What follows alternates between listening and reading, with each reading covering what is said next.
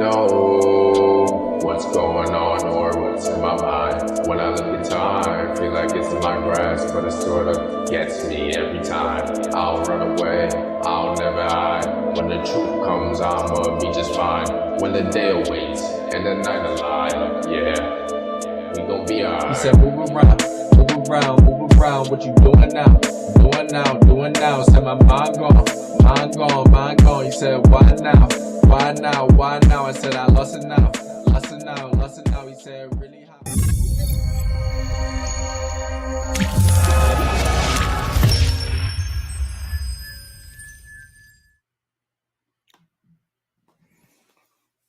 All right, shalom, fam. Welcome to another episode of our show. We some of the brothers from the body of Christ Church.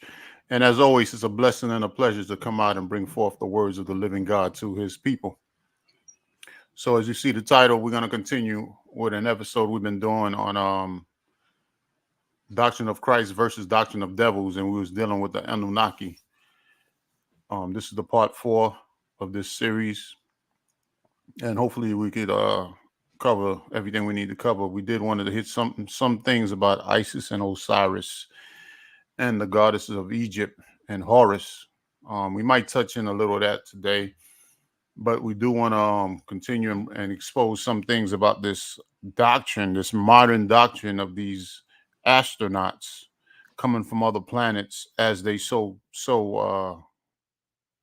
has New Age doctrine been saying about it, which is going to show you that it is a New Age doctrine, that they came from another planet and created, or what's the word I'll look for? It wasn't created, but they genetically modified humans is the doctrine that they're pushing, which is a false doctrine. So before we get into it, you have anything you want to add in, brother? Giving all praises to the Most High through Christ. I just want to take the time to thank the real Most High and the real Christ that are according to the Bible. And, you know, I'm glad you came up with this subject matter, because a lot of people are deceived and blinded by the God of this world, which is Satan. And, you know, we are here to expose it according to truth and the knowledge of the real God. So let's get it on. All right. All praises. So there was one thing I did want to hit before we I know we the past few shows we've been going back and touching back up on showing you that the sons of God were the Most High's chosen line from the seed of Adam down to Seth, all the way to Abraham, Isaac, and Jacob, or should I say all the way to Noah, and then Abraham, Isaac, and Jacob, and Israel. But one more thing I wanted to pull out about the Nephilim. I want to go get me Deuteronomy. Let me pull it up. Let me get Deuteronomy. Because some people are saying like these Nephilim or giants were biggest trees and things of that nature, when the Bible don't record them being that tall. So I just wanted to make a point on that. I want to go to Deuteronomy, the 3rd chapter. Because it does give the height of one of them, and I seriously doubt that he was the shortest one, that the Bible would bring out the information on the height of one of them. It speaks about his bed size. What was his name? Og, king of Bashan, I think it was. Very good. All praises. So let me get us in here. All right, you want me to open it up for you? Yeah, open it up a little bit, bro. Yeah, good. This is what chapter is this of Deuteronomy? Deuteronomy, the 3rd chapter, starting at verse 11. We'll read 11 down to 13. Okay. Deuteronomy chapter 3, starting at verse 11. For only Og, king of Bashan, remained of the remnant of giants. Behold, his bedstead was a bedstead of iron.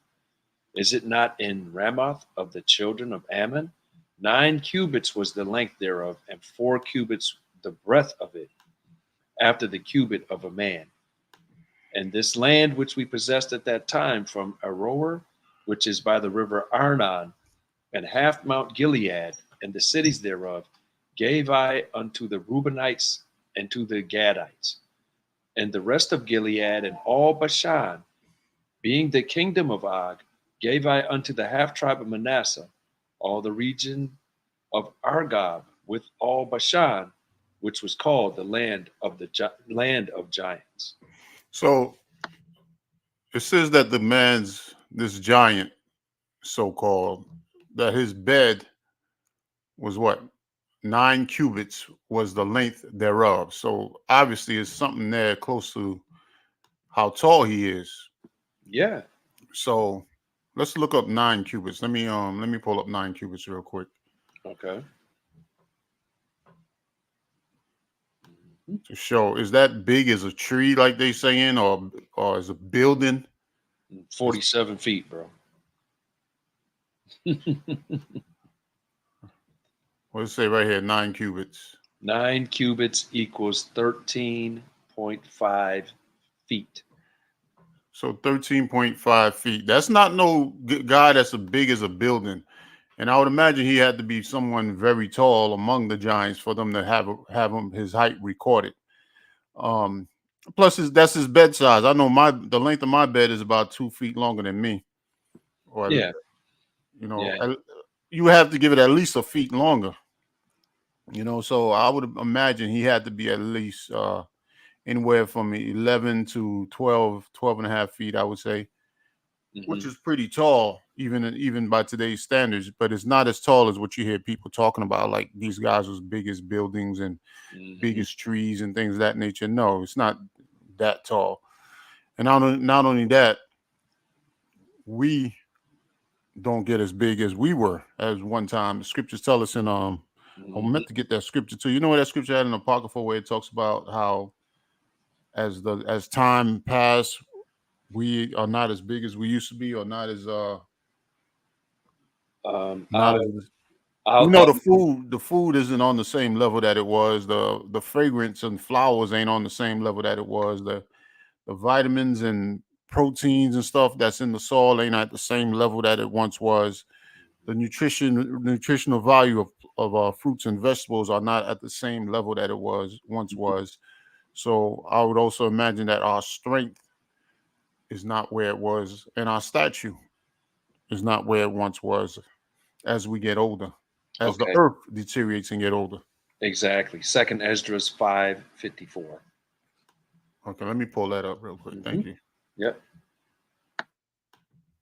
2nd Esdras 5th chapter, verse 54, you said? Yes. Okay. Let me share the screen real quick. Mm-hmm.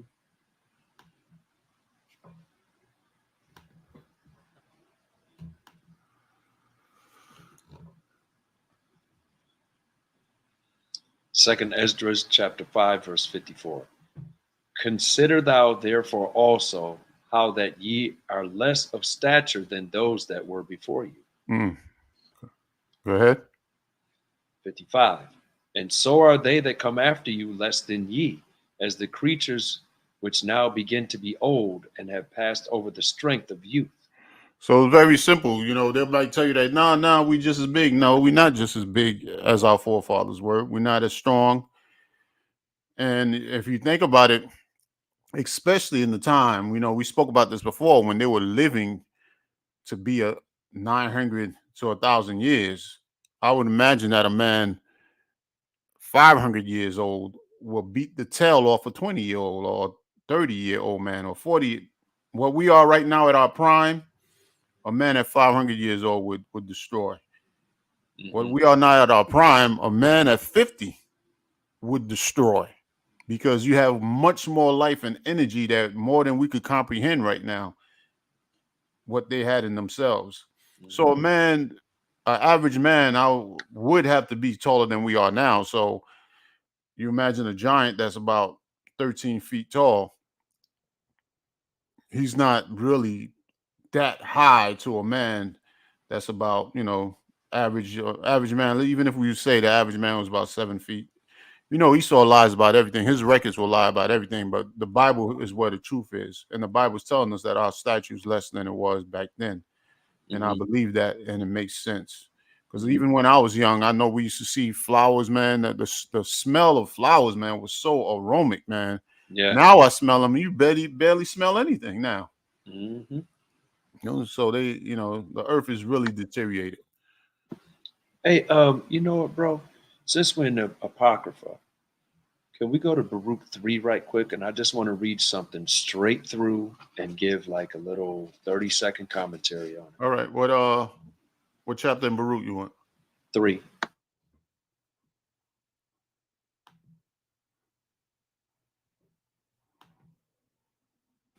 24 through 28.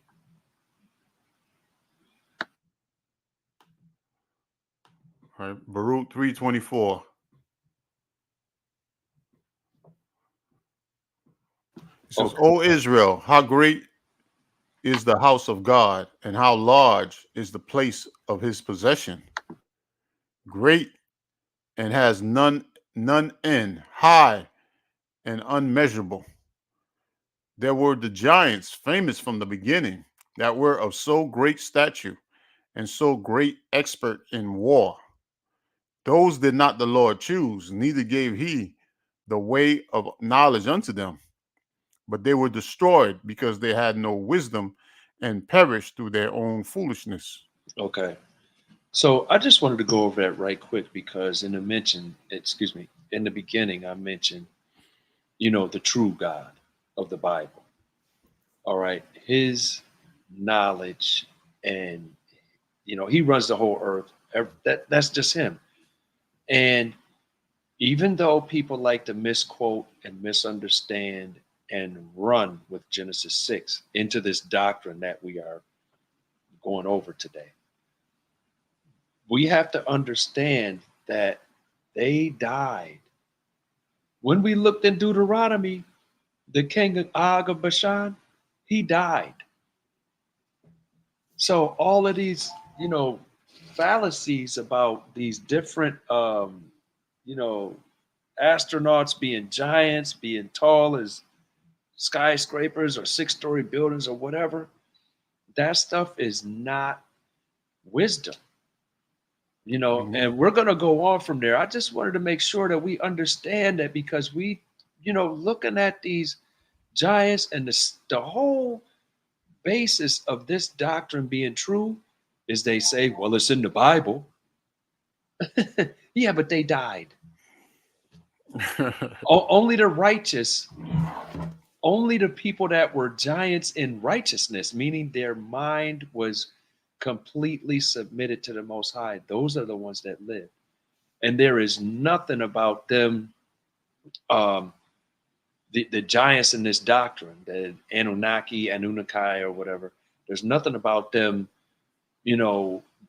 giving a way of life or teaching people how to live. There's none of that. So it's of no profit. That's all I had on them. Yeah, not only in the doctrine, there's nothing like that in the doctrine. Yeah. Yeah. The Anunnaki, they genetically modified. They did this, they did that, the spaceship. Okay, so how do we live right so we can attain their status? Oh, blank, buffering. Oh, wait a minute, my internet just went down. No, there's no answer. Okay.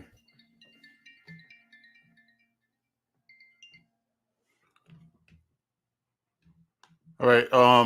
Let me take this down.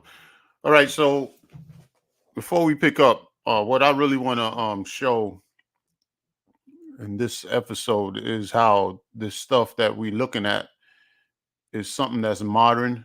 It's a modern philosophy, and the ancients did not worship it the way these guys are using it as a money making tool, and they deceiving many, the modern prophets of the Anunnaki. And where did it come from that they started teaching all this madness about it? But before we get that, there's something I also want us to look at. Let me find this real quick and pull it up. So I got a bunch of pages here I got to close. Mm-hmm. Huh? Give me 1 second. Mm-hmm.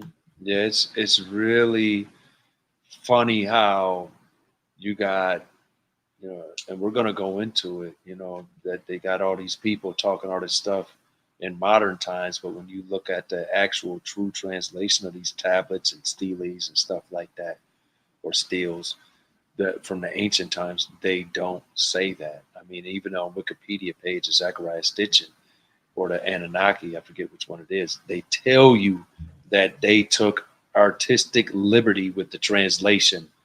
Yeah. And then from that point started selling many, many books. Yeah. We're gonna look at Zachary Stitchin, a little history on him, who was a Jew, a European Jew. And we're also gonna look at this other dude, Billy Carlson, and his money making schemes. Mm-hmm. But I wanted to look at this real quick. Read this for me. Can you see this? Okay. Yes, I can. Try to blow it up. No, I'm good. You can leave it back at normal. Yeah, but look at the picture. Okay. The pointed hats, the bird coming down, the fish coming up. All right, go ahead. Read on it what it says. Okay. The figures can be identified as gods by their pointed hats with multiple horns. The figure with streams of water and fish flowing from his shoulders is Ea, Sumerian Enki. Well, we know that from Billy Carson. God of subterranean waters and of wisdom. Behind him stands Usimu, his two-faced vizier, chief minister. So wait a minute. This guy right here with the face, two faces, right and left. Where have we seen this guy before? That's the god Janus for January. Which you recognize him, right?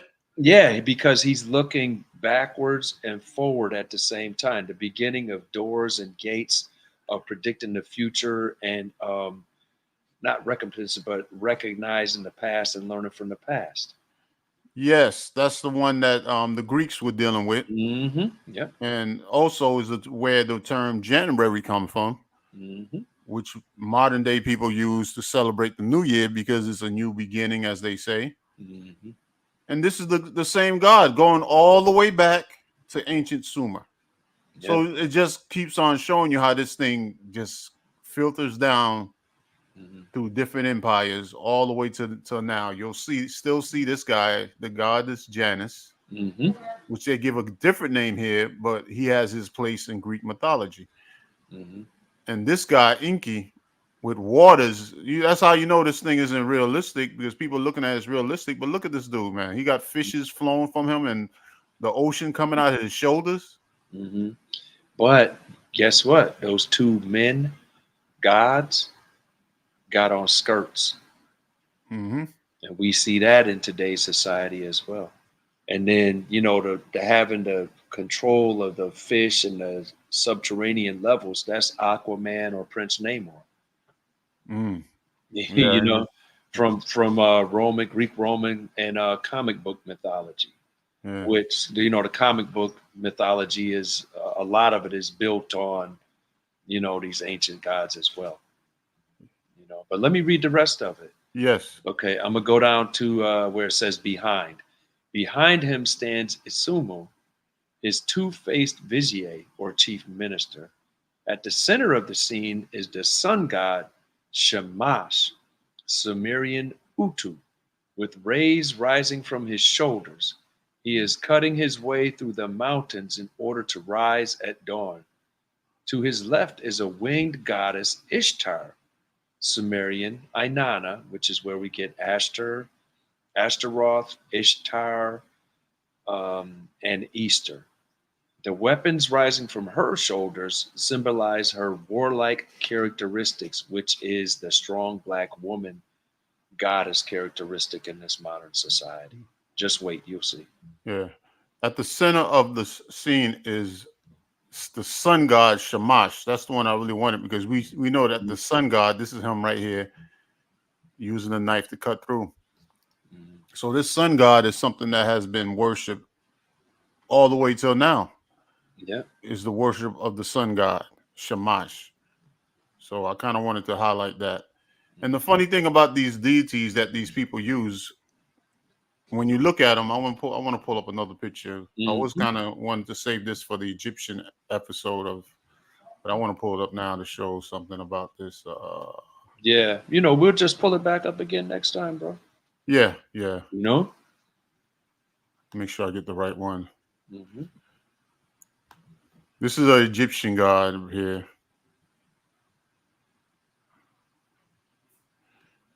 And I just want to make a point on how these guys have all these human type characteristics. Hmm. When you look at this guy here, Mm. this is supposed to be the original sun god of the Egyptians. But something funny I want to show you about here. Matter of fact, read here about him. Okay. Oop, excuse me, I hit the mic. Atum, Egyptian, whatever. Blah blah blah. Sometimes rendered as Atem or Tim, not Adam, but Atam. So there's a difference because people try to tie him into Adam. Is the primordial god in Egyptian mythology from whom all else arose. He created himself. Oh, hold on. Okay, let me get myself together. Okay, he created himself and is the father of Shu and Tifna, the divine couple, who are the ancestors of the other Egyptian deities. Atum is also closely associated with the evening sun.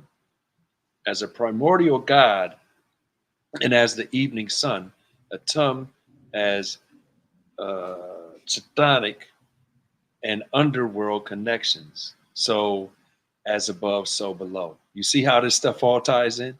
Yeah, Yeah. absolutely, absolutely. Yeah. And I- and Go ahead. and the thing is, he's only the evening sun god. But Hmm. these guys usually claim the way they worship them, they would claim a planet, and the top god would be the sun god. Hmm. That's the planet of the top god. But the Hmm. thing I wanted to show right here, it shows you a little family tree. Hmm. And then you got Isis, Osiris, and all that, Seth, Hmm. Hmm. Horus. They all way down here. So, when I first heard about Isis and Osiris, I thought they were the top dudes, but they way down here like third generation gods, third Hmm. or fourth generation. You got Tim, but over here it said he created himself, but over here you got somebody else. That's Ptah, which is the goddess, the golden calf. It was a female calf with horns, so it had the sexes merged, and she carried the sun god through the sky in the morning and afternoon because she was the goddess of the firmament, the the thing that the atom or Ra or whatever sat in.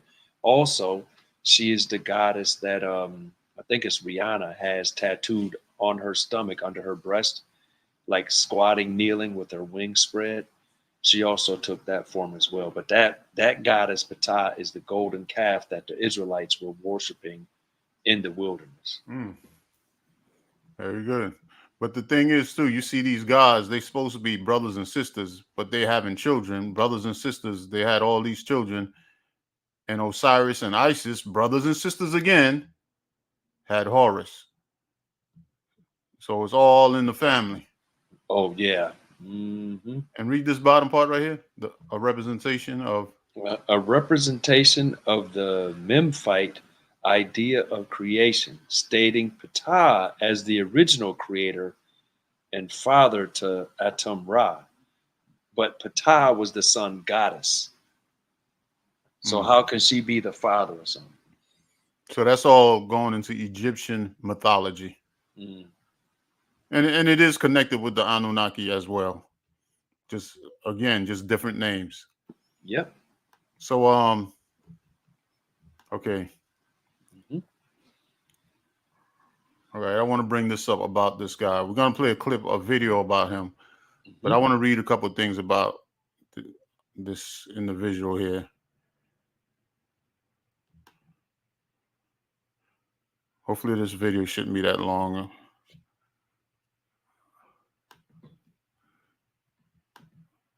Let's read up on this guy, Zachary Stitchins. All right. I just want to read these two things about him right here. Okay. Zechariah Stitchin was an author of a number of books proposing an explanation for human origins involving ancient astronauts. Stitchin attributed the creation of the ancient Sumerian culture to the Anunnaki, which he stated was a race of extraterrestrials from a planet beyond Neptune called Nibiru. He asserted that Sumerian mythology suggests that this hypothetical planet of Nibiru is in an elongated 3,600-year-long elliptical orbit around the sun. Stitchin's books have sold millions of copies worldwide and have been translated into more than 25 languages. Wow, that dude got loot. Yeah, he got loot and his family got loot, but he's the one that started with all this stuff about ancient astronauts Mm-hmm. creating humanity. Mm-hmm. When we look into it, that was never taught by the Egyptians. It wasn't taught by the Akkadians. It wasn't taught by the Sumerians. It's taught by this man here. So let's And let's continue to read on him. okay, in what, 1973 or something?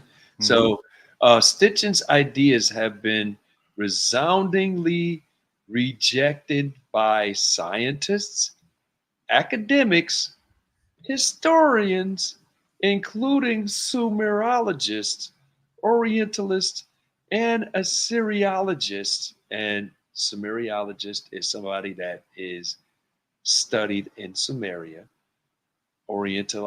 Orientalist is somebody that's ancient or Orient culture, and Assyriologists are those that study the ancient Assyrian culture, like Nineveh and the other cities separate from Babylon.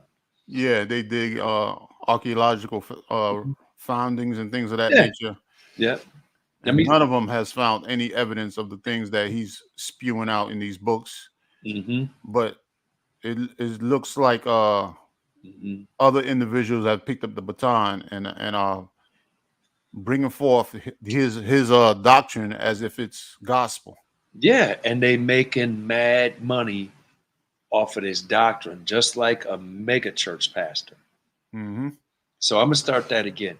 Stitchin's ideas have been resoundingly rejected by scientists, academics, historians, including Sumerologists, Orientalists, and Assyriologists, and anthropologists.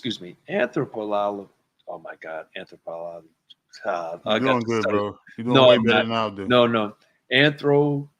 Anthropologists. I'll say it the wrong way. Anthropologists who dismiss his work as pseudoscience and pseudo history. So he coming with pseudoscience and pseudo history, but he making real money. Yeah, people are buying it up. They're buying it up. his work has been criticized for flawed methodology, ignoring archaeological and historical evidence. Remember, I said he took liberty with the translations?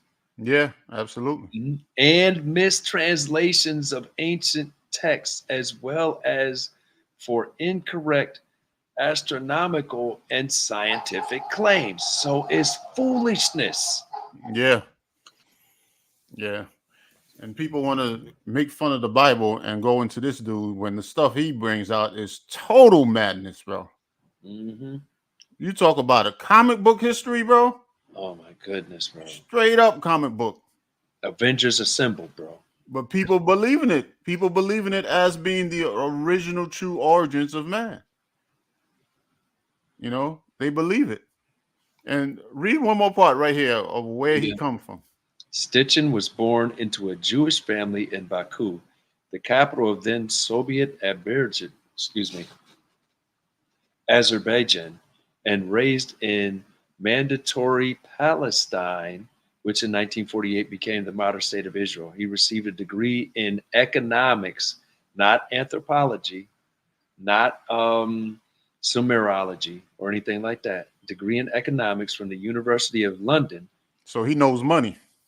Yeah, he came from money. If he got if he was able to travel from Palestine to London to study at the University of London, he was already connected with money and people, and was an editor and journalist in Israel before moving to New York in 1952. While working as an executive for a shipping company, so more money, he taught himself Sumerian cuneiform and visited several archaeological sites. So that's going, I guess the spirit hit him, bro. And he got that knowledge to write that stuff in that book is pseudoscience. Yeah, I guess he saw the potential there. Mm-hmm. As other people nowadays are seeing the potential to make a large sum of money with this doctrine. Okay, and I want to pull up a video about him. Let me pull up this video. All right. Again, this video here, they speak a lot on the ancient Sumer. Mm-hmm. And the name of the video is called, hold on, let me get it. Let me pull it up first. Mm-hmm. Because I might have wrote something wrong on here. Yeah. So, like, if I teach myself Spanish, am I going to be like able to understand the dialects and different intricate meanings from one Spanish country to another in Spanish without dealing with anybody that actually knows or teaches Spanish? No, I won't. Same thing with this dude taking his artistic liberty with science and translations. Yeah. Yeah. I kind of picked parts out of here. This video is kind of long. Well, it's 52 minutes. It's called Mind Blowing Anunnaki and Nephilim, 4K documentary. It's from Geognostic Informant. And it's very good. I would recommend, or we recommend, that you go ahead and watch the whole thing, because it's going to blow your mind regarding the falsehoods that this dude is coming out with. Yeah. It makes some connections too between the Isis and Ishtar and all that stuff when you look at the Anunnakis. And let me just play it. The guy that's the people they use here. Matter of fact, I'll just play it and then I'll interject. As giants or mighty warriors. The interpretation of the Anunnaki as deities of the ancient Sumerians, Akkadians, Syrians, and Babylonians is well established in historical and archaeological research. However, in recent years, the Anunnaki have taken on a new life in the realm of pseudo-archaeology. You hear that? You say they're well established in Sumer, Akkadians, and things of that nature as being, gods, pagan gods that we were commanded not to worship when our forefathers came out of Egypt. It's well documented, but in modern days, it takes on another life, if you will. Yep. By these people that are teaching that these things actually exist and came from different planets, and they came from the planet Nibiru, came near Earth, and they jumped from that planet onto this planet, and they were taking gold for all types of madness, man. They were taking gold, they were mining gold and using the gold for the atmosphere of that planet. Where's the records of that? There is none. Thank you.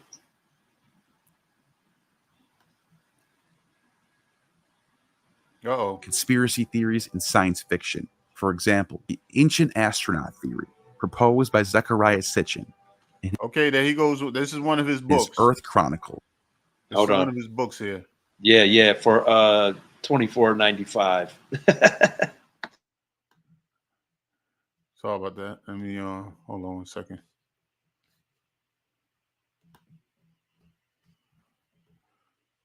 All right.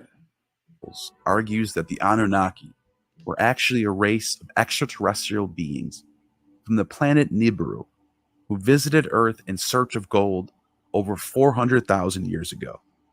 According to Sitchin, these beings genetically engineered Homo sapiens as a worker race to mine gold.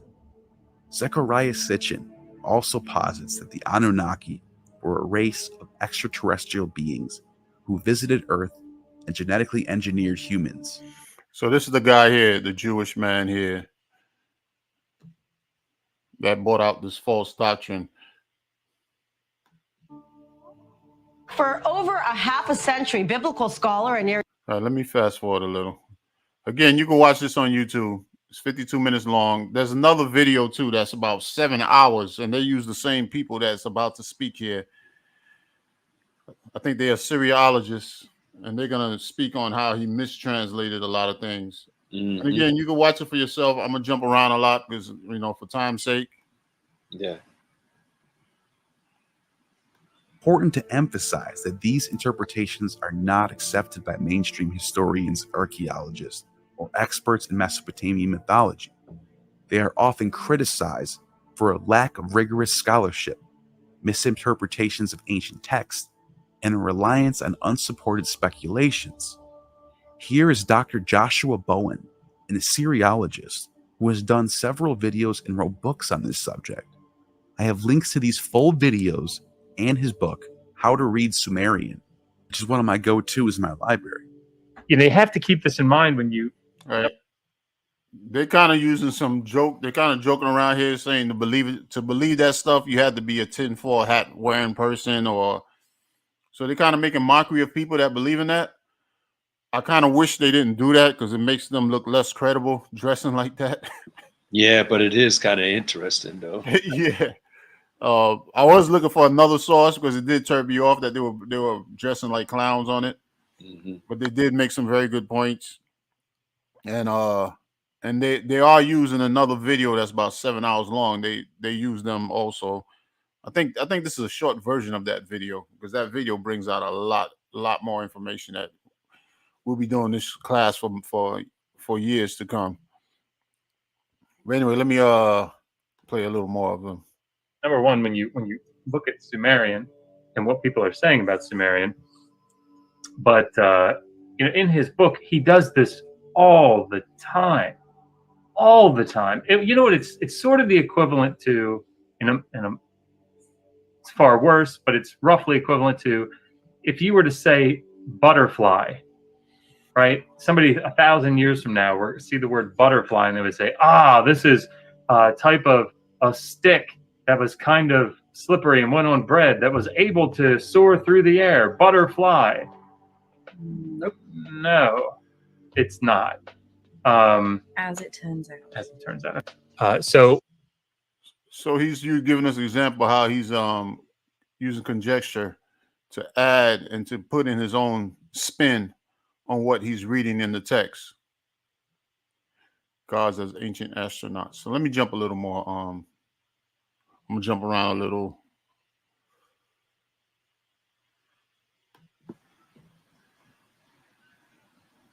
I mean, so here's what I would say. Sitchin consistently misunderstood, mistranslated, or at worst, intentionally misrepresented the Sumerian and Akkadian linguistic data.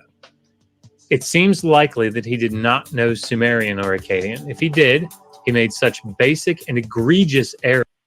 I want to ask you this too, because all these tablets are coming from ancient Sumerian and Akkadian, and some also later they found. Mm-hmm. Does that predate biblical knowledge? No, it predates when the commandments were written, but it does not predate the knowledge of the commandments that, like for instance, Noah knew the commandments. Yes. Abraham knew the commandments also, but I want to go back to Noah because it says Noah was perfect. It also said that Noah understood what clean and unclean animals were. All right. It said that all the men of that time were evil, but it also says that Noah was righteous. And these are the same words that are used in like Deuteronomy 6:25. Righteousness is keeping his commandments as he commanded them. Yes. Leviticus 11 is the unclean animals law. And all of this stuff is gone over again and again. You can look at Peter in Acts chapter 10. No, Lord, what are you talking about? I've never eaten any unclean animal. Mm-hmm. Right? So that knowledge is the same throughout the Bible, but it came from before this Babylonian or Sumerian, Akkadian, whatever societies were set up. It goes all the knowledge of the Lord, like it said in Baruch 3, it goes all the way back to the Most High giving that understanding to Adam. Thank you. Thank you. I wanted to bring that out because the statement is made that these things predate the Bible.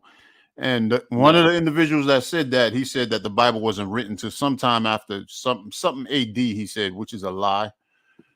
Well, bro, he might be referring to the New Testament. Mm-hmm. But even when you look at the writing of Moses, you're going way back, Mm-hmm. a good around 1500 BC. Yeah. Then even prior to that, we have the example of Cain and Abel. One of them bought offering that was accepted. One of them bought offering that was not accepted. How did he know to bring offerings that were acceptable? Because of the sacrificial law that was actually given to us in writing in Leviticus. Well, I'm talking about Cain and Abel. Yeah, but it was given to the Israelites later on. Yeah, but that's the same sacrificial law that people understood. Let me give you an example, bro. I know what you're saying. Yeah, but go ahead. For the listening audience, go ahead. I'm gonna ask you a question, right? Sure. 2 plus 2 is what? 4. Okay. Do you need that written down since you learned it? No. Okay. All right. But about 10 years ago, Will Slapper Brother Smith said 2 plus 2 is 4 only if I want it to be. If I want it to be 5, it can be 5. So now, somebody now 10 years later, no, man, 2 plus 2 is 4. No.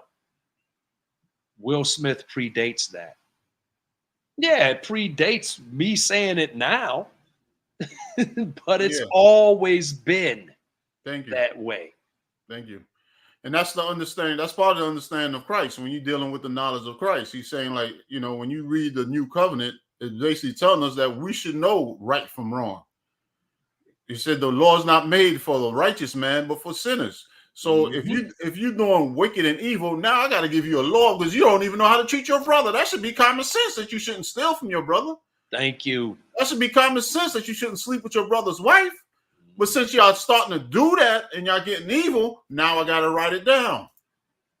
So when it came to the new covenant and dealing with Christ, it wasn't written. It didn't have to be written down again. But he showed us the example on how we should deal righteously. So when you look at the difference between the new and the old covenant, the new, Moses had it written on stone, tablets of stone. I mean, the old Moses had it written on tablets of stone, but the new, where's it new written at? It wasn't written on no tablets of stone. It said it was written in our hearts, because if we follow Christ and his examples, we should know how to treat each other. We should know how to treat a sister if we truly dealing in that spirit of charity. So originally, the Most High didn't give Adam commandments written on stones, but the knowledge was there. They had the knowledge and they understood how they had to deal. It was handed down. Exactly, bro. And you know what? Going back to Noah, which predates Sumerian, Akkadian, Assyrian societies at their earliest point. Noah predates them, right? Well, during the time of Sumer, Noah was around during the time of ancient Sumer, because that's when the flood took place and ancient Sumer got destroyed. Yeah. So now for ancient Sumer to be built up by Nimrod, Noah predated that. Oh, yeah. When you're talking about, they referred to the time of Nimrod as Akkadian. Okay. So we know that Sumerian wasn't perfect. They got destroyed, right? Whatever. And Noah survived. But when you look at when Noah got off the ark, the Lord said, if any man shed a man's blood, his blood will be shed. So if you murder somebody, This is the penalty. So basically, he's saying if you value your life, don't take anybody else's life. So he's saying, thou shalt not murder unless you want to die. Right?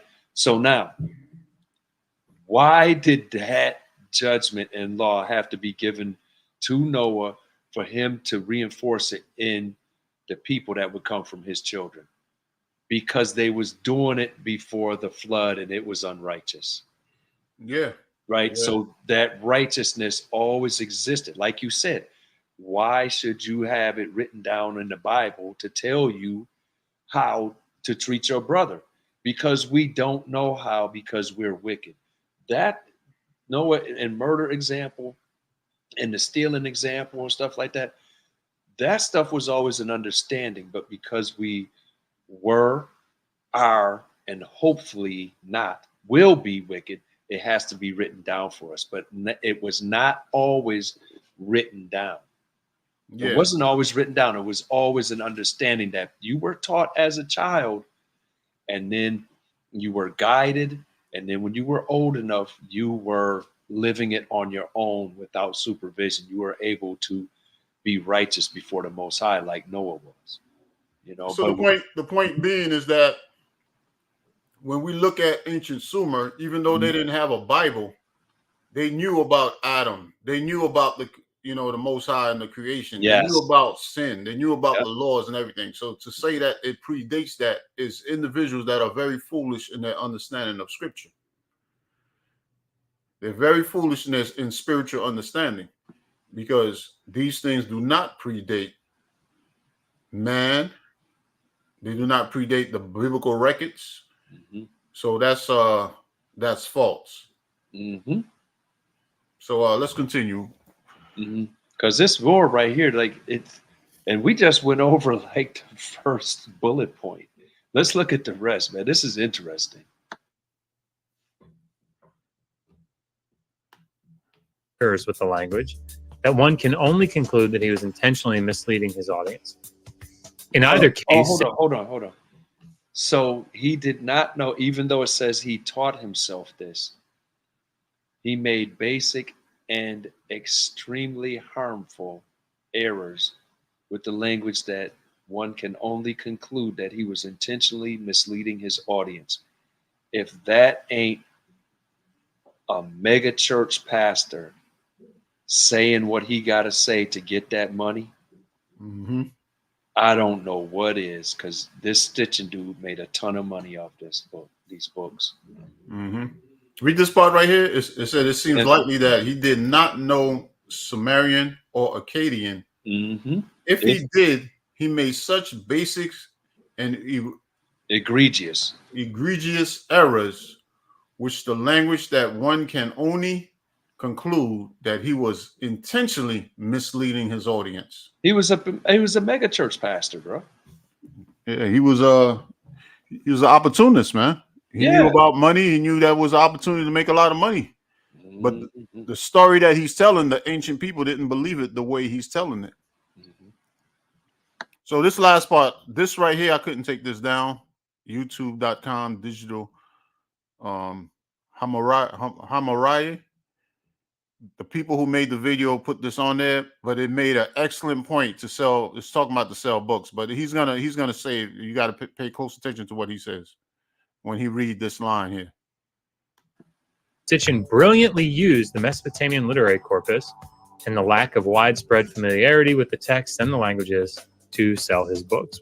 You see that? He brilliantly used the literature and the lack of widespread familiarity. Yeah, with the language and the text to deceive the public so he could sell books. And somebody else is doing that right now. If you did that intentionally or not, I can't get in his head. While these theories of fallen aliens might be shocking and compelling to some, they should be taken with a large grain of skepticism. Anything's possible, but as it stands, there is no empirical evidence or scholarly consensus that supports these claims. They are generally viewed as fringe theories outside of accepted academic discourse. These ancient alien theories, as it must be stressed, they involve misinterpretations and mistranslations of the text. Okay. I want to pull another part here. Let me go. Wow, man. This stuff is crazy. I thought the stuff was like funny crazy. I didn't know it was cray crazy. Oh my goodness.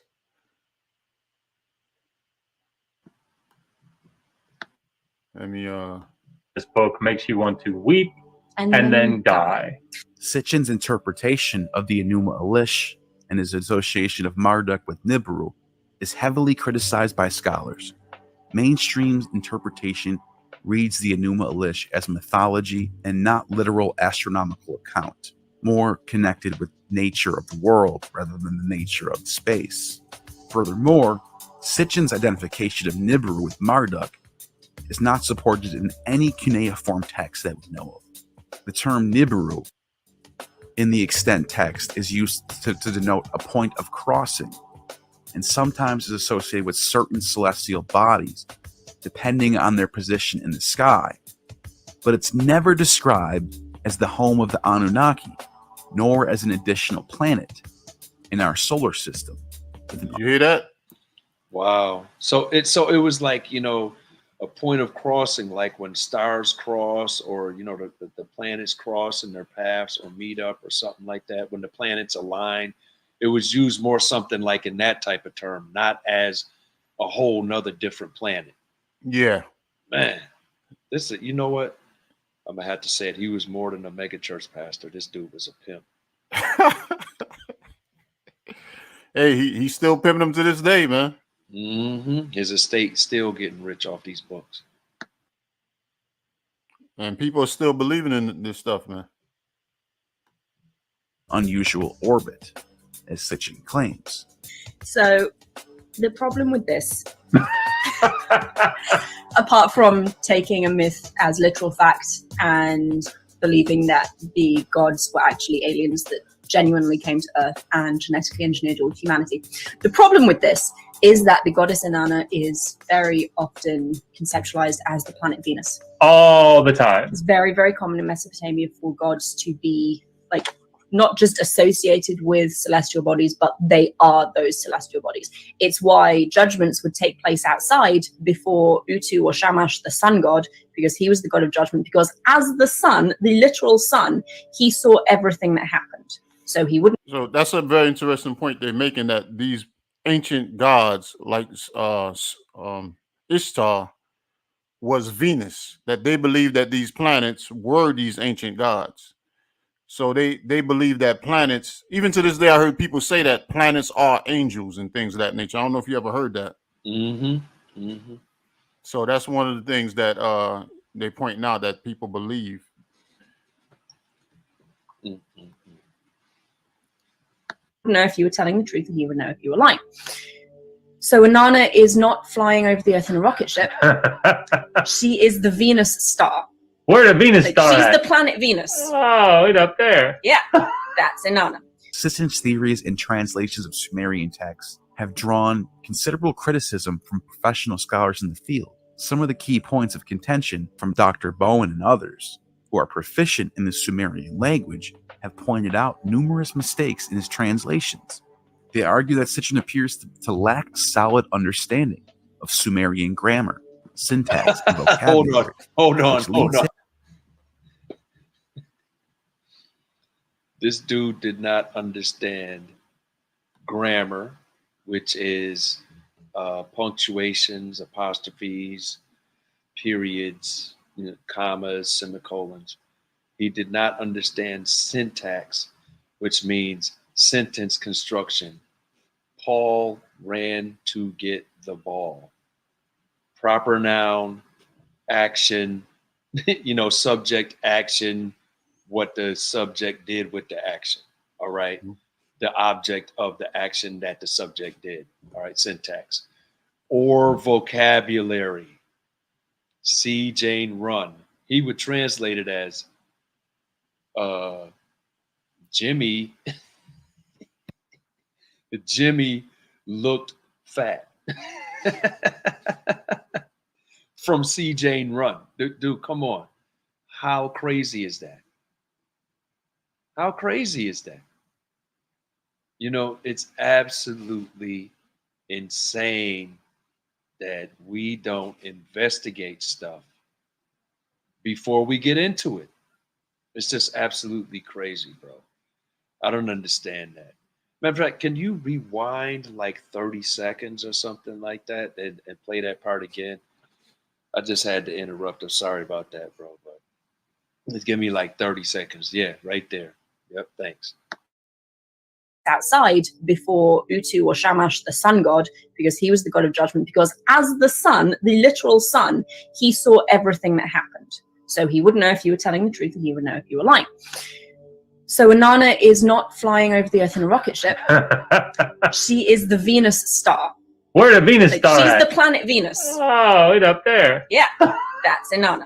Sitchin's theories and translations of Sumerian texts have drawn considerable criticism from professional scholars in the field. Some of the key points of contention from Dr. Bowen and others, who are proficient in the Sumerian language, have pointed out numerous mistakes in his translations. They argue that Sitchin appears to lack a solid understanding of Sumerian grammar, syntax, and vocabulary, which leads him to create translations that deviate significantly from the accepted readings of these texts. So he says, the text quoted Enlil as saying,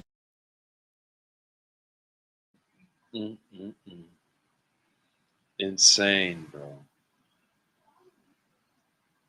Insane. And people paid for that.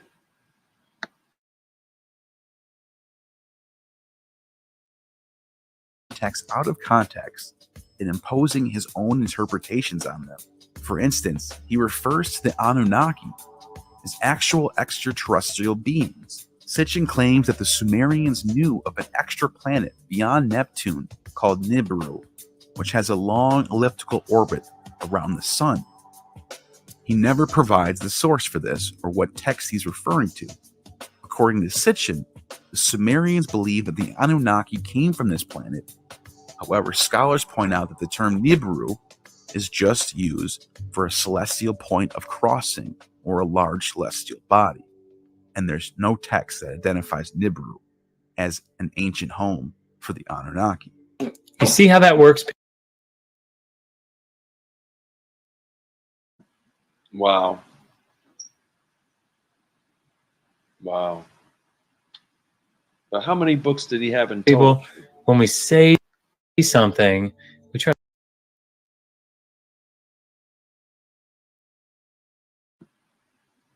How many books did he have in total? Like 7 or 8, something like that? I know he made a ton of money off that. And it was all a fabrication. Sorry, I was talking. I didn't even realize I was muted. I wonder how long I was muted. But you can go to Amazon and YouTube and still find his books right now. Got to back it up with a citation. You know, any of the Sitchinites that are listening that want to defend their position, this is what's useful. you don't, as Dear Sitchin has done, just provide a translation and don't tell them what text it's from. Traditionally, you give a text. If you have it, you give a tablet number so we can go and look at the actual tablet you're citing, a line number, whether it's on the obverse or the reverse of the tablet, because they did write on both sides. This is how it's normally done in responsible scholarship so that people can go track down your evidence for themselves and assess your argument properly. He often contradicts his books. Consensus. See right here, Zachary Stitchin's The 12th Planet, which there's no evidence of. The Starway to Heaven, The War of Gods and Men. He claimed that they had a war on the earth. No evidence. And his theories are never published in peer-reviewed academic journals, a process that ensures scholarly accuracy and reliability. Instead, he chooses the self-published route. Lastly, Sitchin's theories lack empirical evidence. He makes significant claims about advanced technologies, genetic engineering, and architectural capabilities of ancient civilizations based on his interpretations of text, but doesn't provide archaeological or physical evidence to substantiate these claims. Ancient astronaut theory often relies on questionable interpretations of ancient text. In the case of Sitchin's work, the Sumerian texts describe Anunnaki as extraterrestrials from a hypothetical planet. Sitchin's translations of these texts do not have anything in common with anything in Sumerian mythology and are. So you see what they showed so far. What was it, like 12 books? Yeah, It was 12 or 9, something like that. 12. I think it was 12. And he incorporates the Bible, Genesis revisited, when this thing don't have a damn thing to do with Genesis. Well, you know, as a Jewish person, he should know what it says in the Torah or Tanakh about teaching something that is not taught in the Torah or Tanakh. And he is going against that. So I guess that's one of the reasons why he's not here anymore. But you know what, too, man? If you want to make a lot of money and you could put the Bible on it, that's definitely a way to get a lot of money coming in. Oh yeah. You know, because a lot of people believe in the Bible. So if you put the Bible on it to say that it backs up the Bible, or the Bible backs this up, and throw in the giants, and these were the giants, and people are going to be curious, and they're going to come looking. You know. And the other thing is, matter of fact, I'm going to finish this up and I'm going to bring out another point I want to show you. Often relies on questionable interpretations of ancient text. In the case of Sitchin's work, the Sumerian texts describe Anunnaki as extraterrestrials from a hypothetical planet. Sitchin's translations of these texts do not have anything in common with anything in Sumerian mythology and are heavily influenced by. Hold on. That last book, A Guide to Visions and stuff. What is this dude talking about? What does having you in nowadays right there? A Guide to Visions, Angels, and Other Emissaries. So what he's doing is telling you how to accept evil spirits and trust in dreams and, you know, numerology, all the stuff that the Most High forbids, even in the Old Testament, which I think is what Jewish people believe or deal with. You know, I mean, they talking so much about this cat and how, I mean, it's true, but if somebody was defending him, the only thing they could do is say that he was an anti-Semite. You know, to the person that was putting these facts out about it, because you know that's. You know, it's like black people do. You can't say nothing wrong, even though it's true about a black person, because then you'd be racist. Yeah. But this dude is like everything this dude is postulating or putting forth, everything is wrong. Everything. Sitchin's translations of these texts do not have anything in common with anything in Sumerian mythology and are heavily. And so there it goes. His interpretation of the text that the ancient Samaritans had and wrote, his interpretation has nothing to do with the way they followed and worshiped. Exactly. So what does that tell you? Madness. Influenced by modern sci-fi films and books. He said the influence that he has stuff that you'll see in modern sci-fi and books. That's basically what he's dealing with. Modern BS. The ancient astronaut theory proposes that the Anunnaki genetically engineered humans to mine gold, and that they built sophisticated technology and structures like the pyramids, and that these are not tombs, but also advanced technology. There's a lack of empirical evidence to support any of these claims. If such advanced technologies were used in ancient times, we would expect to find physical remnants or unambiguous depictions of this technology in ancient artifacts and primary sources. No such evidence has been found. The theory reflects a modern bias that ancient. I want to show something too here. I don't know if y'all caught this right here. Oh man, I don't want to go too far back. See right here, this Theory stone? reflects a Oh man, I went past it. I want y'all to get a look at this stone. ancient artifacts and primary source. You see these stones? Yeah, capstones. You see the writings on them? Mm-hmm. A lot of it is missing, right? Mm-hmm. And that's how a lot of the stones that they're dealing with, these tablets. I'm gonna show you pictures of them. Yeah, some of them. A lot of the tablets are fragments. Yeah, a lot of it is missing. So if you have someone, and basically they had to, from the source that I should have found that video, because it was a video I watched a while back, and it was explaining how they had to insert what they believed that the tablet, the stones were saying in certain areas. Let me finish this up, and I'm gonna pull it up and show you what it looked like. Sources. No such evidence has been found. Theory reflects a modern bias that ancient civilizations lack the capability to build monumental architecture or develop complex societies on their own. This underestimates the capability of our ancestors. Archaeologists have demonstrated that ancient societies had the knowledge, skills, and organization to construct monumental architecture and develop complex civilizations without the need for extraterrestrial invention. These ancient astronaut theorists tend to operate outside the standard methodologies and principles of historical and archaeological research, often prioritizing sensational interpretations over more plausible ones, and tend to dismiss contrary evidence. This approach does not follow the principles of scientific inquiry, which require hypotheses to be based on empirical evidence and to be testable and falsifiable. While the ancient astronauts theory might be intriguing, it does not hold up under scrutiny. The Anunnaki, as understood by mainstream historians and archaeologists, were deities in the ancient Mesopotamian pantheon, not extraterrestrial beings. Our understanding of the Anunnaki, like many aspects of ancient civilization, is continually refined through ongoing scholarly research and archaeological discovery. All right, I'm having a little issues here, man. I don't know if are you still there, bro?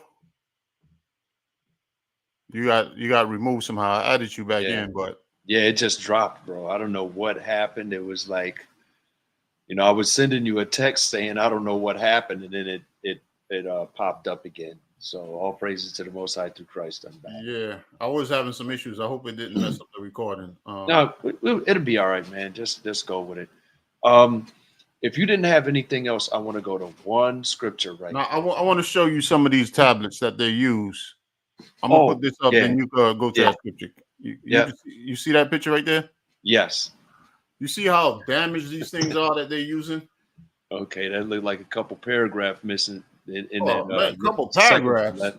Second from left one got a couple paragraphs missing, bro. And then the third, oh man, every one of them got something missing that could affect the context. I mean, the most perfect one, I think, would be the left tablet, the left-hand side of the left tablet, because it's only a crack. But you look at the right side of the left tablet, the middle tablet, the two middle ones, and then the corners and the splotches and stuff out of the tablet on the right side, and then at the bottom of the right side tablet.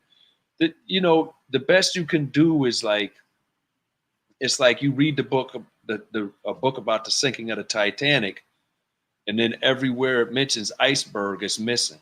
So you don't know if it was a torpedo bomber, a torpedo from a submarine, or an iceberg, or the ship just wasn't built right, or it was explosives in the hull or something. It's like a lot of stuff is missing. And then plus, we're really not actually sure about the translation, about how it translates to English. You know what I mean? Yes, I agree with you. Not only that, it's written. Like I said, I had a video. I couldn't find it again, but they was explaining how they had to insert their own beliefs Yeah. on what they thought the rest of it said to make it complete. Yes. So you have individuals that grew up Jewish or Christian. If they're going to insert something, what you think they're going to insert? Something according to their beliefs. Or exactly. if you have an entrepreneur, So they're going to, especially if you're trying to sell something. So now, yes, they like to say that the Bible was plagiarized from this. I like to say that was plagiarized from the Bible. Well, bro, you know, just like a pastor is going to take stuff from the Bible and add to it what he can to get as much money out that congregation and still have them feel good and happy that they gave him that money. That's what this dude did. That's what he did. That's what he did. Yeah. You have that other individual, so you have some information about him also. Yeah, I'm gonna maybe we can bring that out in the next part, but I mean we can go to the website. If you pull want. it up. You get a chance. Give me the scripture you wanted, and I'll pull that up for me. Wisdom of Solomon 13 verses 1 to 3. Okay. Wisdom of Solomon, chapter 13. Mm-hmm. Okay. And verses 1 to 3. I'm gonna read Wisdom of Solomon, chapter 13, verse 1. Surely vain are all men by nature, who are ignorant of God, and could not, out of the good things that are seen, know him that is, neither by considering the works did they acknowledge the workmaster, but deemed either fire or wind, or the swift air, or the circles of the stars, or the violent water, or the lights of heaven to be the gods which govern the world. Okay, hold on. So remember the man and woman were saying that they assigned God-like qualities to planets. They were saying the planets were gods. Yes, exactly. Mm-hmm. And here's the thing too. Remember on that it was like the Babylon excuse me, was it Sumerian? But the guy had the one god had the water and the fish flowing from his shoulders. The other god was cutting through the mountains with the rays of sun and stuff like that. Mm-hmm. They're saying the gods are the swift waters or the circle of the earth or the this or the that they see in nature, in our environment on earth. But they don't consider that, guess what? If these things are so beautiful and powerful, how much more awesome and beautiful and powerful is the God, the one God of the Bible that made them? Yes. That's where we fall short. Exactly. All right, verse 3. With whose beauty, if they being delighted, took them to be gods. Let me read that again. With whose beauty, if they being delighted, took them to be gods. Let them know how much better the Lord of them is, for the first author of beauty has created them. Exactly. Yeah, that's a good point, because all these things they ascribing to be gods. Like you said, that the god had a knife and he was cutting through the dawn mountains so the sun could come up in the morning, so he can make his appearance in the morning. He has to cut through mountains to make his appearance. You know what I'm saying? You see these things, man, and then you see Ishtar flying around with wings on her. And then you had a god with two faces. Then you had Enki, the god that had the water and the fish flying off his shoulders. And he had the two-faced god, which we know now is Janus, following him. And all this is a bunch of madness, man. And these dudes took this thing and to make it as these beings really existed. Mm-hmm. And people are leaving Israel to follow this madness.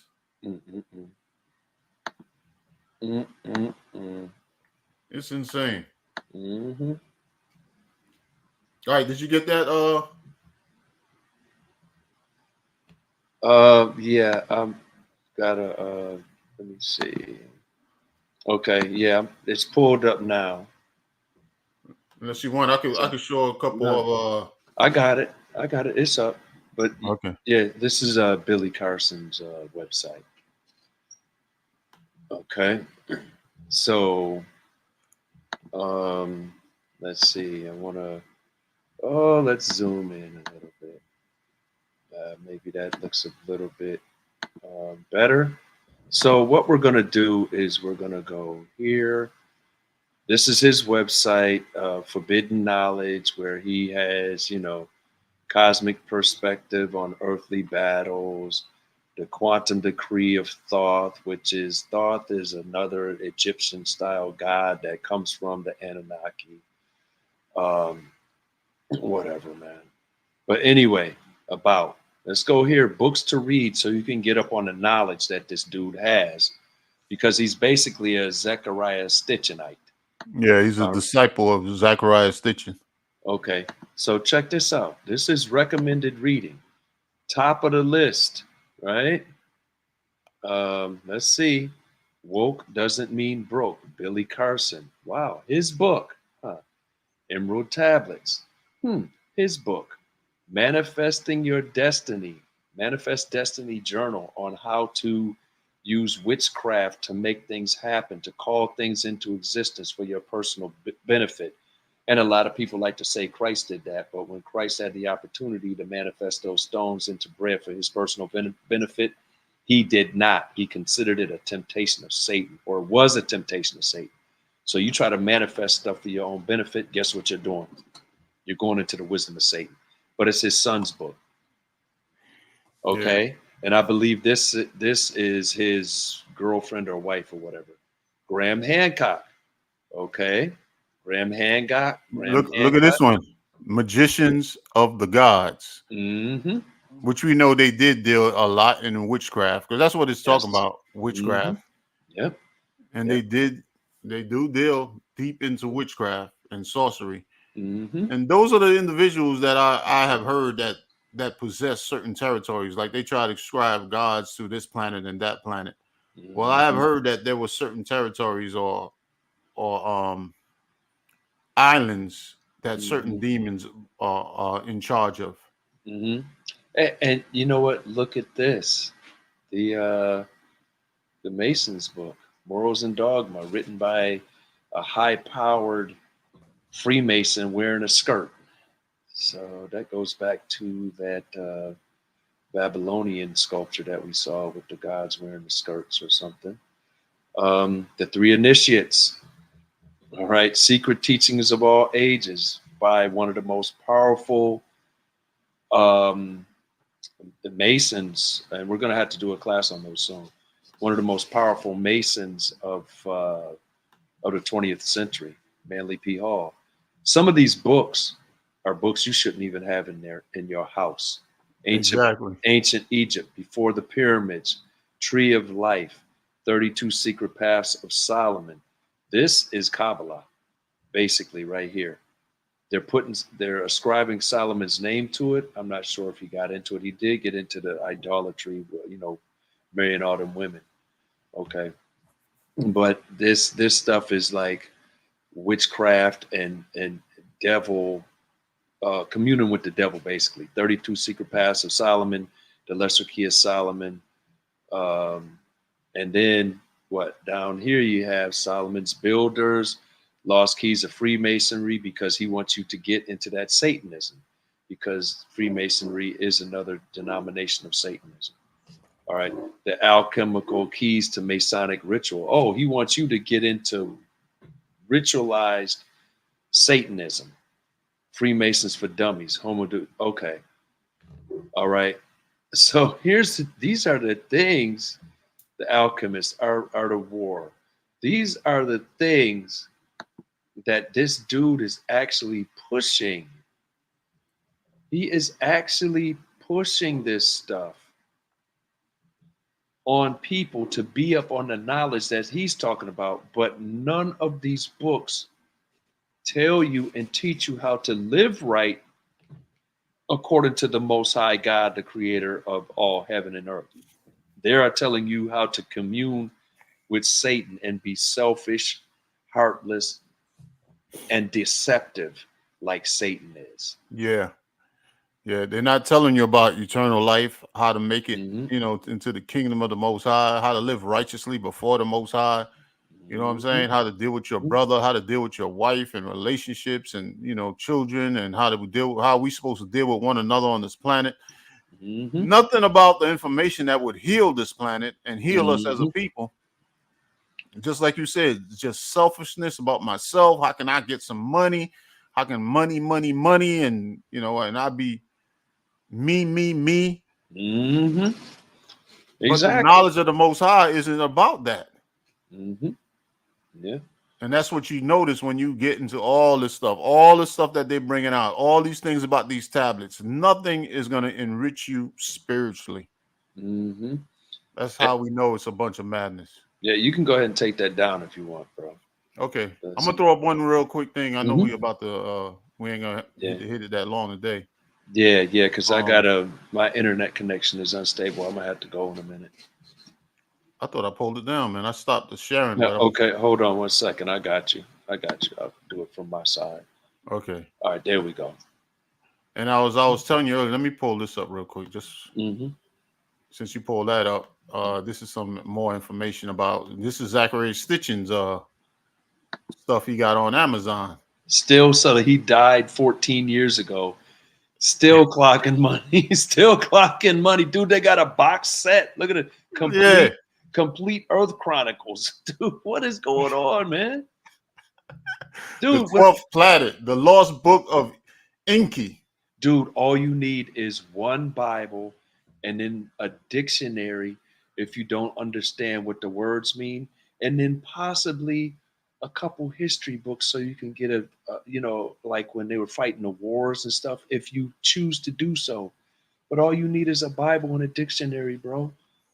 And this thing, like this thing here, the 12th planet. All this, the 12th planet. What the hell is the 12th? All three of them, the 12th planet. What the hell is the 12th planet gonna do for you? Well, how is it gonna make you righteous? That's what I'm saying, and that's what you're saying. You know what I mean? Yes. You know, hold on. Click on the complete Zechariah Stitchin Earth Chronicle. Oh, that's the 9-book series set. Okay. So that's 9 books. I wonder how many he has in total. Is it 12 or? Man, I don't know. And look at this one, the Lost Book of Enki, right? Enki, that's the dude I believe that had the fish and the water flowing off his shoulders. How the hell he wrote a bunch of books? The Lost Books of Enki? Are you freaking kidding me? Dude is mistranslating and taking artistic liberty with he doing a Charlie Parker, you know, taking a solo with a beat and changing the beat and everything with the translation and making books for people that are unsuspecting and unlearned to buy and follow after. Yeah, the Anunnaki Chronicles. Oh my goodness, this is a total madness, bro. Total madness. Let me get a quick scripture. This is Acts 17. Read this real quick.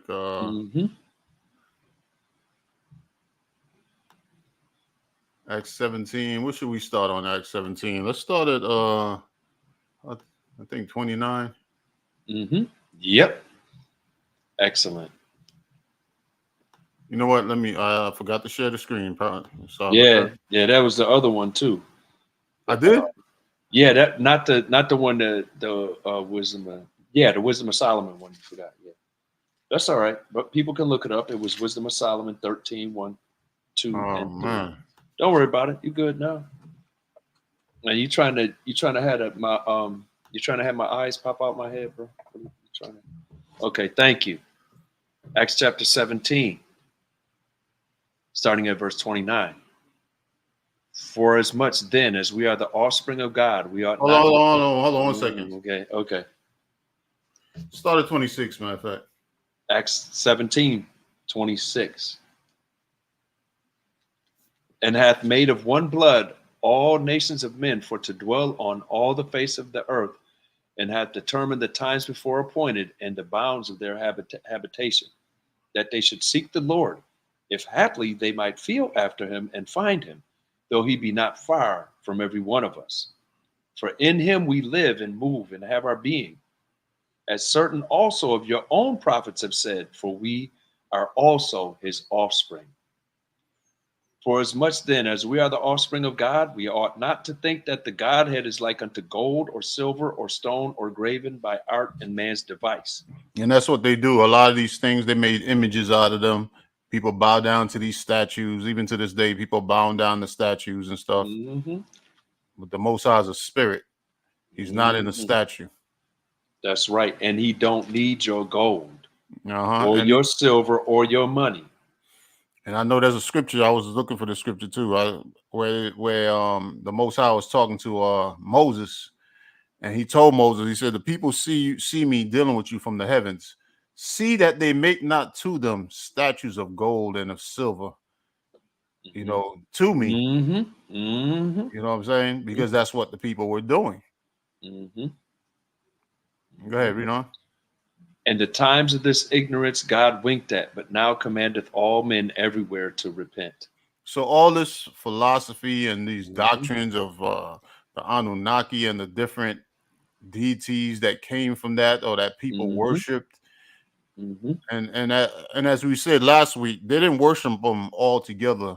They took one kingdom would worship Ishtar, another kingdom might worship Shamash as the sun god, and put their different names on them. You know what I'm saying? Or you would have the Greeks that worship what? They worship the whole the Olympians. Pantheon. Yeah, the Olympians and what's the other one? The Olympians and the it was the elder gods. The I forget the name, but it was the pantheon of gods. It was the whole host of heaven. Yeah, Zeus, Thor, all this other stuff. Mm-hmm. That's all madness, man. So go read on. Yep. Verse 31, because he hath appointed a day in the which he will judge the world in righteousness by that man whom he hath ordained, whereof he hath given assurance unto all men, in that he hath raised him from the dead. So that man is Christ, the Mashiach. So he's going to judge all men, the world in righteousness. So where do you get information about righteousness? You damn sure ain't getting it from none of these books that we've been showing you. Ain't getting no information about righteousness, because we all are going to be judged. But we're not going to be judged based upon what Zachary Stitchin written about the Anunnaki. We're not going to be judged about what Billy Carson is writing about the Anunnaki. We're not going to be judged by the Egyptian Book of the Dead and all this other stuff. We're going to be judged. Read 31 again. Because he hath appointed a day in the which he would judge the world in righteousness by that man whom he hath ordained, whereof he hath given assurance unto all men, in that he hath raised him from the dead. So by that man which he has ordained, which is Christ, the Mashiach. So we're going to stand before Christ and be judged according to his wisdom and his knowledge and his understanding. That's why he told Moses, and Moses told us that he shall raise up a prophet from among our brethren, and whoever shall not hear that prophet, it shall be required of him. Meaning he gonna die. He going to die. So that's the book that you need to read. That's who you need to listen to. That's the information you need, not the Anunnaki. All right. So that's all I have. You got anything else? One last thing. 2 Timothy 4, verses 3 and 4. Okay.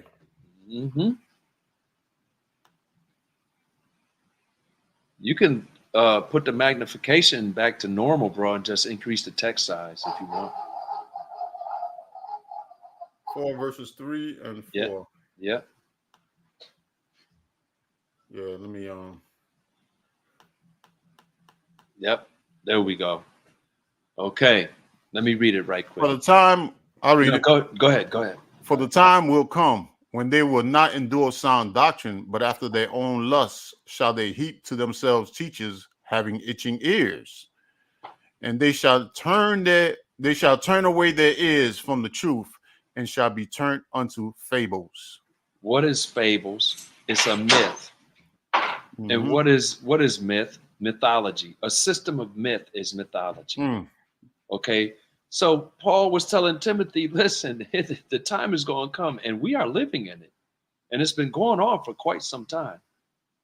We're not going to endure sound doctrine, but after our own lust. So if you believe in aliens and space creatures and their gods and goddesses and all that other stuff, and you like that and lust after it, and it can be a subtle lust, you go and heap to yourself all these Billy Carson, Jeremiah Stitches books, because guess what? Your ears are itching for stitching. Right? Your ears are itching for Jeremiah Stitches. And guess what else you're going to do? Going into that, you're going to turn your ears away from the truth and turn into a fable. Dude, these angels come, the scriptures bear it out that angels do not and have never mated with human women. Greek gods, which came from Egypt, which came from Assyria, Acadia, Babylon, and Sumeria, right? Those gods mated with women. Those are fables. Yeah. Cunningly devised fables. It mentions in another area of the Bible. Cunningly devised, smooth, with smooth teachers. And if your ears itch for it, you're going to go into it and you're going to be lost. That's why we come out with these classes on a lot of different actually subjects, to warn our people to leave that madness alone and come back to the Most High God through the Christ of the Bible. That was it. Giving all praises. I'm gonna quote this real quick. This was in Acts 17. I didn't start that high, but I was thinking about it when you was reading that. Verse 22 said, "Then Paul stood in the midst of Mars Hill and said, Ye men of Athens, I perceive that in all things ye are too superstitious." And I would have to say that about this too, man. You have to be very superstitious to believe in these things. Just like believing a big fat man coming down your chimney. You far too superstitious. Or, all these things we've been reading about, man. This guy with water flying off his darn shoulders and all this crap, and they use a damn advanced tool to separate a giant's feet, the same tool they use to separate the earth from the ozone. All these things you are far too superstitious, man. To believe all this madness. So yeah, I'm gonna just leave it there. Yeah, giving all praises to the Most High through Christ, bro. Giving all praises. So yeah, we're gonna end it there. So thank you for tuning in to another episode of our show. And as always, we pray that the Most High bless you, increase your knowledge, increase your wisdom, increase your understanding, and increase the fruits of your righteousness. With that, shalom. Shalom. I was so down, I was drowning. I ain't know I had a purpose. Looking for you, I was searching for you, and I'm learning. Yeah. I was haunted by the serpent. Had to keep my soul close, cause the Most High is who I'm serving. Yeah. I was so down, I was drowning. I ain't know I had a purpose. Looking for you, I was searching for you, and I'm learning. Yeah. I was haunted by the serpent. Had to keep my soul close, cause the Most High is who I'm serving. Yeah. I was so down, I was drowning. I used to look down in my heart and be drowning. And you know that this water is dark, need to escape, the pressure is hurting. Yeah, deeper I go, stuck in my woes. The sin is the struggle, I'm fighting it though. The pressure inside is cooking my mind. I need to repent, I'm hurting inside. Yeah, every day we go and fight, vigilant till the day that we die. Cause we ain't giving up alive, we just go harder for Christ. Daily battle, daily bread, gotta go eat, gotta stay fed. It ain't no game when the evil try and tread. Watch my back and my brody look ahead. So we defending the truth. If it come down to death, then we dying for you, Lord. So we stay patient, giving them praises all the way up to you, Lord. And the Most High come first, gotta build faith or end up in a hearse. Looking for living waters, searching for living water. I was so down, I was drowning. I ain't know I had a purpose. Looking for you, I was searching for you, and I'm learning. Yeah. I was haunted by the serpent. Had to keep my soul close, cause the Most High is who I'm serving. Yeah. I was so down, I was drowning. I ain't know I had a purpose. Looking for you, I was searching for you.